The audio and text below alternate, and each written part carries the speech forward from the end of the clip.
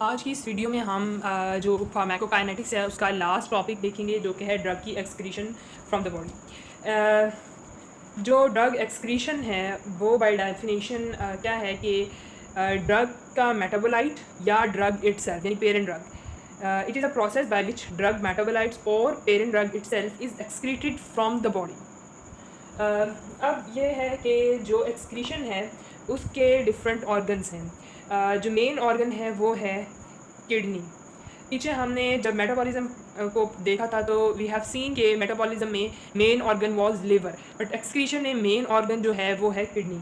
लेकिन किडनी के अलावा, यानी मेन ऑर्गन हो गया किडनी, लेकिन किडनी के अलावा बाइल एक्सक्रीशन भी है, ठीक है, यानी लिवर से भी एक्सक्रीशन होगी। उसके अलावा मिल्क से भी एक्सक्रीशन होती है, सलाइवा से भी ड्रग एक्सक्रीशन होती है, उसके अलावा लंग्स से यानी एक्सपायर्ड एयर से भी होती है, और उसके अलावा जो रूट है एक्सक्रीशन का वो हैं टीयर्स या फिर स्वेट। आप इस लिहाज से ये बात कह सकते हैं कि बॉडी के अंदर जितने भी एक्स्ट्रा कॉर्पोरल फ्लूइड्स हैं, एक्स्ट्रा एक्स्ट्रा कॉर्पोरल फ्लूइड्स कौन से होते हैं? वो फ्लूइड्स होते हैं जिन्होंने बॉडी से बाहर निकलना होता है, जैसे कि किडनी से यूरिन हो गया, जो बाइल है वो फीसिस के थ्रू निकलेगा, ठीक है, और मिल्क है वो भी बाहर जाता है बॉडी से, सलाइवा भी, लंग्स भी, इससे एयर भी, ठीक है, टीयर्स से। So this is fluid, this is a fluid, this is a fluid, these are fluid. तो इन फ्लूइड्स के थ्रू जो ड्रग है वो एक्सक्रीट आउट होगी। इनमें से सबसे मेन जो है वो किडनी है। तो सबसे पहले हम रीनल एक्सक्रीशन को ही देखेंगे, ठीक है। Number 1 is renal excretion. Renal excretion क्या है?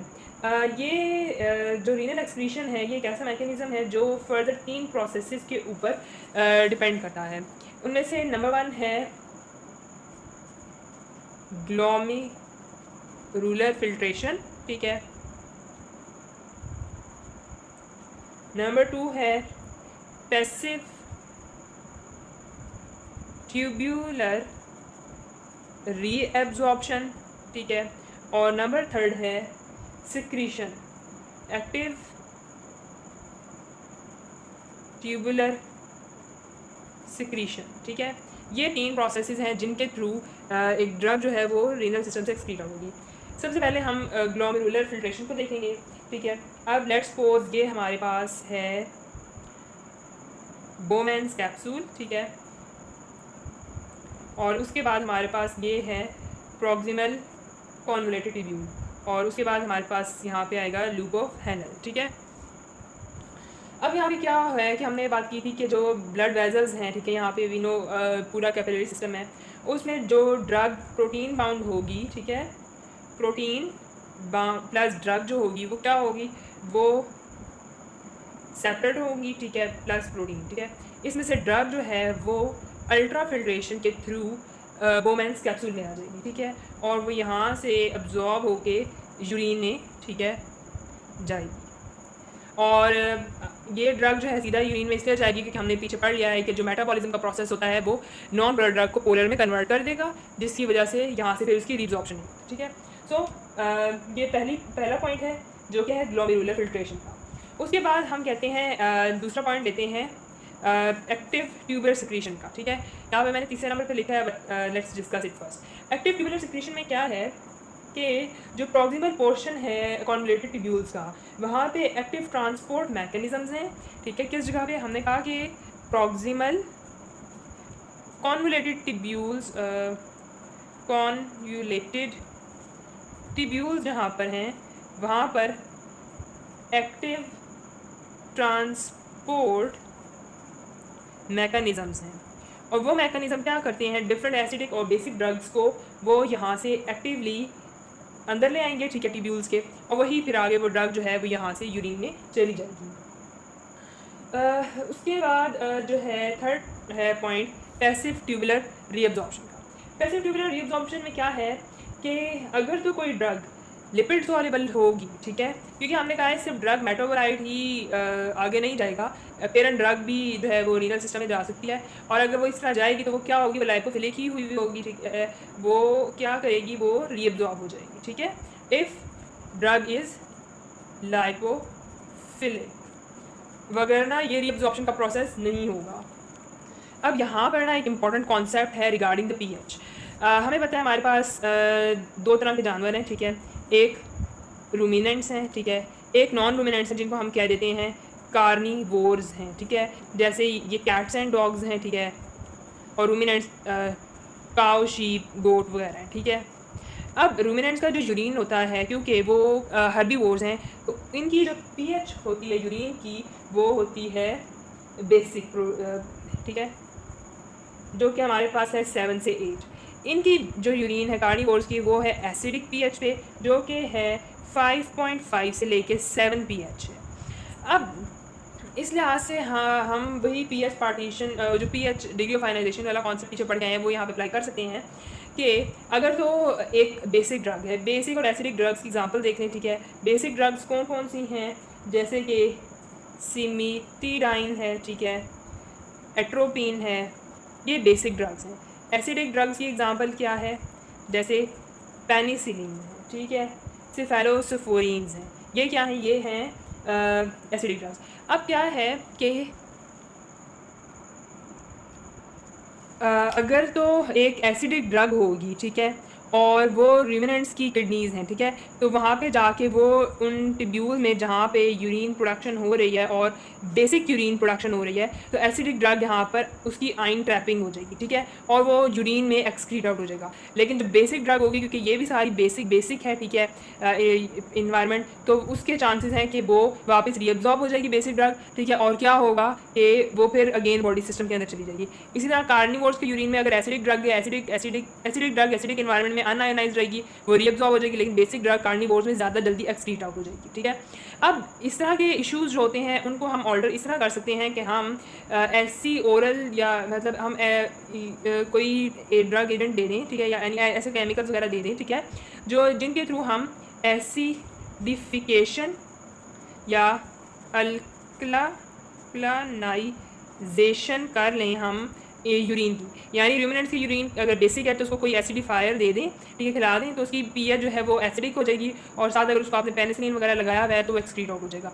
इसी तरह कार्निवोर्स की सपोज एसिडिक पीएच है यूरिन की, आप उसको कोई अल्कलाइजेशन एजेंट दे दें तो उसकी पीएच जो है वो बेसिक की तरफ चली जाएगी, तो फिर जो बेसिक ड्रग्स हैं वो बजाय उनकी आइन ट्रैपिंग हो वो एक्सक्रीट आउट हो जाएंगी। So that's how you can play with the drugs and you can play with the pH of these animals. इसके बाद यहाँ पे एक बात है, मैंने पहले भी ये बात की थी पिछले लेक्चर्स में कि क्वाटर्नरी अमोनियम कंपाउंड्स होती हैं, ठीक है, क्वाटर्नरी ड्रग्स होती हैं कुछ जिनकी अपनी पीएच जो है हर बॉडी फ्लूइड सिस्टम में जाके सेम ही रहती है, ठीक है, और ये किसी तरह इनकी पीएच ऑल्टर नहीं हो रही होती है, तो ये रीअब्जॉर्ब कभी भी नहीं होती हैं, ठीक है, यानी इन पे इस चीज़ का इफेक्ट नहीं आ रहा, तो they will always going to be excreted from the urine, यानी कि इनकी जो ये कह रहे हैं कि ये हर पोलर होते हैं, ठीक है, और इनकी पोलैरिटी जो है वो हर पीएच पे जाके सेम रहेगी, यानी ये आयनाइज फॉर्म के इश्यूज़ यहाँ पे नहीं आएंगे, ठीक है, और ये यूरिन से बस सीधा एक्सक्रीट होंगी, ये कभी भी रीअब्जॉर्ब नहीं होती हैं। ये था renal clearance of the drug. उसके बाद हमारे पास जो दूसरी है क्लियरेंस वो है हिपैटिक एक्सक्रीशन, जिसको हम बाइल एक्सक्रीशन भी कहते हैं। इसमें सिंपल वही बात है कि जो आपके पास जो ड्रग है, ठीक है, वो लीवर में गई, ठीक है, लीवर ने उसको ट्रांसफॉर्मेशन उसकी की, ठीक है, और वो वहाँ बाइल डक्ट से किधर आ जाएगी, ठीक है, वो आपके पास जीआईटी में आ गई है, ठीक है, और जीआईटी से वो क्या करेगी, वो फीसिस में एक्सक्रीट कर जाएगी। ये एक सिंपल प्रोसेस है, लेकिन एक्सेप्शन कहाँ पे यहाँ पे आ रही है, मैंने पीछे 2 दफ़ा ये बात मेंशन कर चुकी हूँ कि ग्लूकोनाइडेशन रिएक्शन में ये होता है कि जब यहाँ से जो आपके पास ड्रग मॉलिक्यूल है, वो जब ग्लूकोनाइडेशन कॉन्जुगेशन रिएक्शन करके इधर आता है जीआईटी में, तो यहाँ पे कुछ बैक्टीरिया होते हैं जो कि क्या करते हैं, उस ड्रग के साथ से वो ग्लूक्रोनिक एसिड को हटा देते हैं, यानी इसको फिर दोबारा फ्री अवेलेबल ड्रग जो है वो उसमें कन्वर्ट कर देते हैं, और वो बजाय किसी से एक्सक्रीट होने के वो रीअब्जॉर्ब हो जाती है, और वो फिर रीअब्जॉर्ब होकर फिर वो सर्कुलेशन से होकर लीवर में जाएगी, फिर यहाँ पे वही ग्लूकोनाइडेशन रिएक्शन होगा, वो फिर यहाँ पे आएगी, फिर बैक्टीरिया बैक्टीरिया उसके साथ यही करेंगे।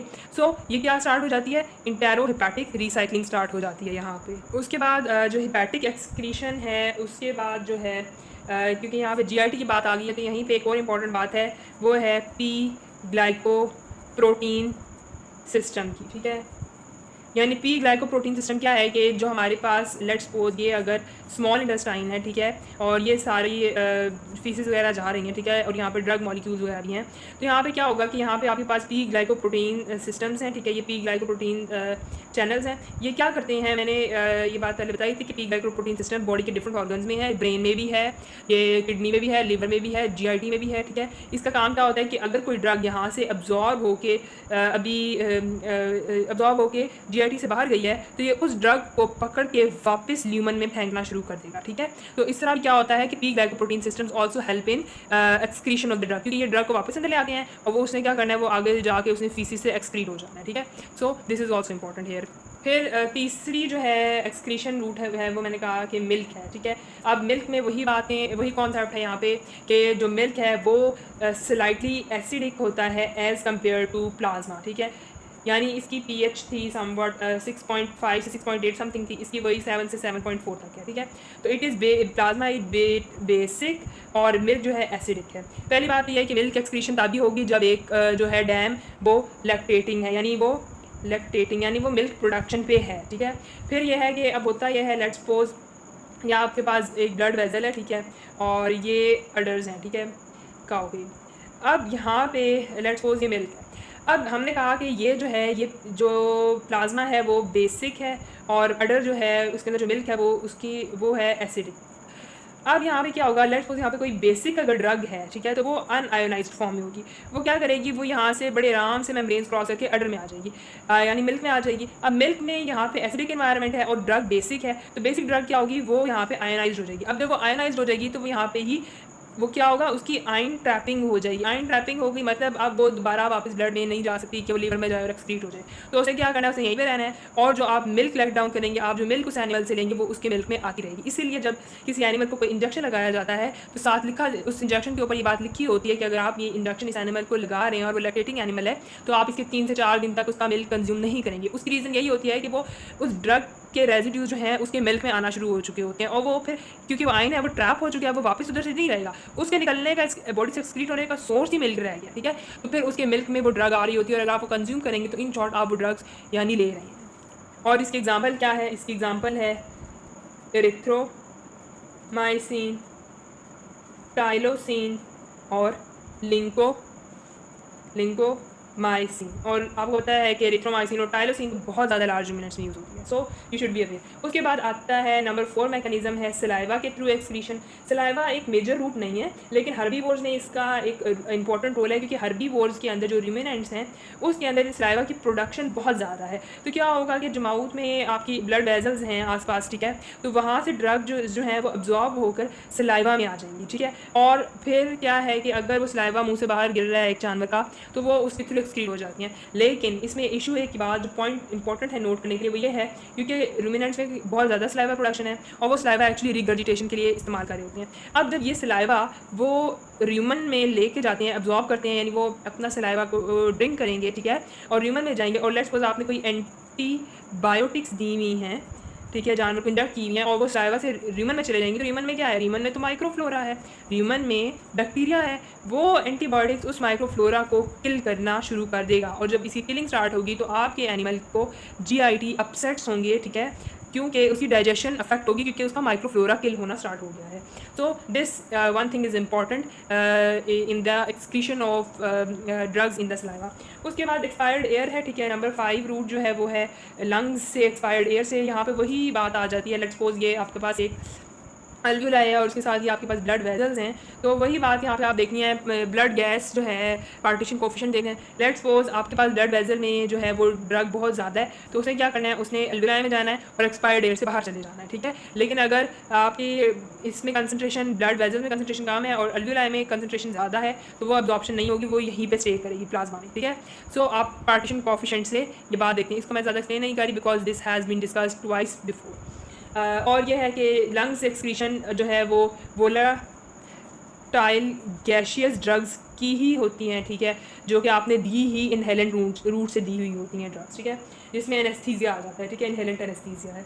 उसके अलावा जो माइनर रूट्स हैं जैसे टीयर्स वगैरह, ठीक है, टीयर्स या स्वेट, इसके थ्रू भी जो है ड्रग्स एक्सक्रीट होती हैं, but that is not a major route. So this was all about the excretion of the drugs from the body. Thank you.